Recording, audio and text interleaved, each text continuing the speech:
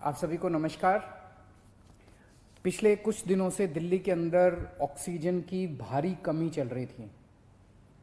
दिल्ली को आज जितनी हमारी हॉस्पिटल्स हैं, जितने हमारी हेल्थ इंफ्रास्ट्रक्चर है, इसको चलाने के लिए 700 टन ऑक्सीजन की डेली ज़रूरत है।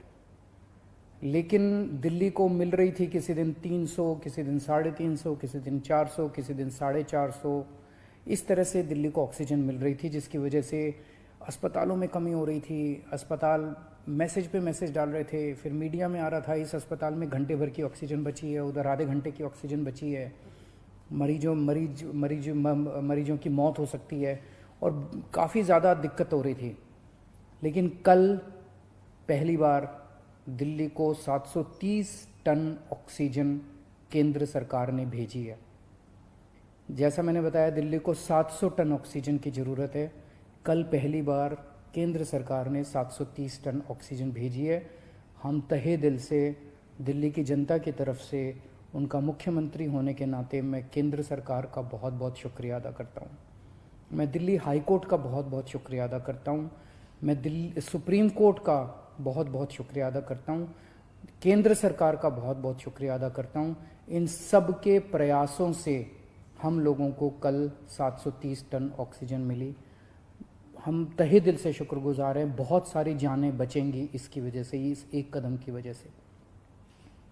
लेकिन एक दिन 700 टन ऑक्सीजन आने से काम नहीं चलेगा। जब तक ये कोरोना की सेकेंड वेव कम नहीं हो जाती, हमें डेली 700 टन ऑक्सीजन की ज़रूरत है। ऐसा ना हो कि कल 700 टन आई और आज फिर से 400-300 टन आ जाए, फिर से सारे अस्पतालों के अंदर हाहाकार मच जाएगा। मेरी सबसे हाथ जोड़ के विनती है, अपील है, प्रार्थना है कि ये 700 टन ऑक्सीजन अब कम मत होने दीजिएगा। डेली 700 टन ऑक्सीजन आनी चाहिए दिल्ली के अंदर, और इसके लिए दिल्ली के लोग हमेशा के लिए सभी के ऋणी रहेंगे। हम सब लोग शुक्रगुजार रहेंगे। इस दौरान जब दिल्ली के अंदर ऑक्सीजन की कमी हुई थी, तो कई अस्पतालों ने अपने बेड कम कर दिए। एक बहुत बड़ा अस्पताल है जिसमें 300 बेड हैं, उसने 100 बेड कम कर दिए। ऐसे समय में जब कोरोना की महामारी चल रही है, लोगों को बेड नहीं मिल रहे, हमारा प्रयास तो ये होना चाहिए कि हम ऑक्सीजन के बेड्स की, आईसीयू के बेड्स की संख्या को और बढ़ाएं। लेकिन अगर ऐसे समय में बड़े बड़े अस्पताल अपने बेड कम कर देंगे, तो फिर तो लोगों के अंदर त्राही त्राही मच जाएगी। इस तरह से कई अस्पतालों को, हमें सरकारी अस्पतालों के अंदर बेड, एलएनजेपी में बेड कम करने पड़े, जीटीबी में बेड कम करने पड़े, राजीव गांधी में बेड कम करने पड़े ऑक्सीजन की कमी की वजह से। अब एक तो मेरी सभी अस्पतालों से निवेदन है कि वो अपने बेड वापस जितने पहले थे उतने बढ़ा लें। मैं उम्मीद करता हूं कि अब रोज 700 टन ऑक्सीजन आया करेगी, तो जितने जिसके बेड थे हॉस्पिटल्स के, वो सब बेड्स अपने उतने ही बढ़ा लें। दूसरी बात, कई अस्पताल वालों से मेरी मुलाकात हुई इन दिनों में। सभी अस्पताल, दिल्ली के सभी लोग इस वक्त एकजुट होकर, एक परिवार की तरह मिलके इस मुसीबत का सामना कर रहे हैं। कई अस्पताल वालों ने मुझे कहा कि अगर आप हमें समुचित अगर ऑक्सीजन दिलवा दें तो हम और बेड बढ़ा लेंगे। कोई कहता है मैं 100 बेड और बढ़ा दूंगा लोगों को बचाने के लिए, मैं 150 बेड और बढ़ा दूंगा। कोई कह रहा है मैं 50 बेड और बढ़ा लूंगा। इस तरह से कम 1000, 1500, 2000 बेड हम अपने मौजूदा अस्पतालों में और बढ़ा सकते हैं, एग्जिस्टिंग कैपेसिटी से भी और बढ़ा सकते हैं।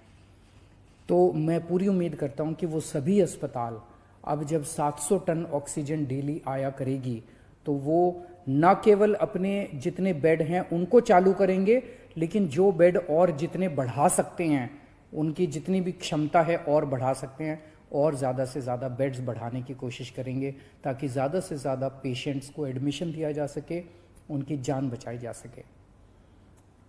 अगले कुछ दिनों के अंदर हमने बहुत बड़े स्केल पे प्लान किया हुआ है। अगर 700 टन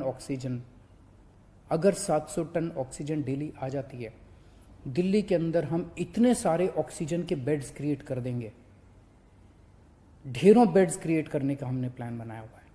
हम इतने ऑक्सीजन के बेड्स, अभी ऑक्सीजन की कमी की वजह से हम राधा स्वामी सत्संग में हम 5,000 बेड क्रिएट कर सकते हैं। बुराड़ी में 2 जगह हम लोगों ने 2,500 बेड तैयार किए हुए हैं। कॉमनवेल्थ गेम्स के अंदर 1,000 बेड तैयार किए हुए हैं। यमुना स्पोर्ट्स कॉम्प्लेक्स में 1,000 बेड तैयार किए हुए हैं।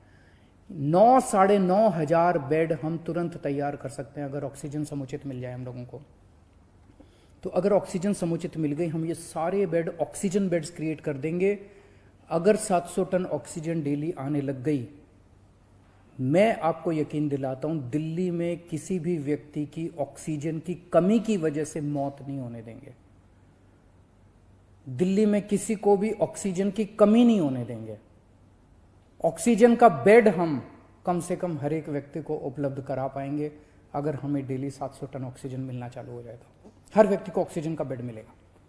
ऑक्सीजन की कमी की वजह से आपको किसी तरह की तकलीफ नहीं होने देंगे। दूसरी बात, अंत पंत में तो अपने को वैक्सीनेशन करना पड़ेगा। इसका समाधान तो वैक्सीनेशन है। और वैक्सीनेशन अभी 18 से 45 साल की उम्र के युवाओं के लिए जब से हमने वैक्सीनेशन खोला है तो बड़ा उत्साह है युवाओं के अंदर वैक्सीन लगवाने का।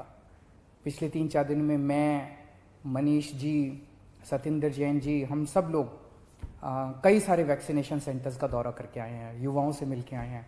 इतना उत्साह है युवाओं के अंदर। और दिल्ली के अंदर जो व्यवस्थाएं आपकी सरकार ने की है आपके लिए वैक्सीनेशन सेंटर्स में, उसको लेके लोग बहुत खुश हैं। इतने मैसेजेस आ रहे हैं मेरे पास, इतने मैसेजेस आ रहे हैं लोगों के, युवाओं के, कि जी बहुत अच्छी व्यवस्था है। और मैं गया था, मेरे को बहुत अच्छा लगा वहाँ पे वैक्सीन लगवा के। मेरी सभी युवाओं से अनुरोध है, युवाओं से क्या, अब तो 18 साल से ऊपर जो भी है, केवल 45 साल तक की मैं बात नहीं कर रहा, मैं सबकी बात कर रहा हूँ। अगर आप 18 साल से ऊपर की उम्र के हैं और आपने वैक्सीन नहीं लगवाया तो आप ज़रूर रजिस्टर कीजिए, अपॉइंटमेंट लीजिए और जाके वैक्सीन लगवाइए। अपने ज़्यादा से ज़्यादा दोस्तों को बताइए, रिश्तेदारों को बताइए, सब लोगों को वैक्सीन लगवाने के लिए प्रेरित कीजिए। अभी तक हम लोग दिल्ली में 35,74,000 लोगों को टोटल 35,74,000 डोज दे चुके हैं। इनमें पहली डोज 28 लाख लोगों ने केवल एक डोज ली है और 7,76,000 लोगों ने दोनों डोज ली है। और पिछले 3 दिन से 18 से 45 साल की उम्र के लिए युवाओं के लिए ये खुला है।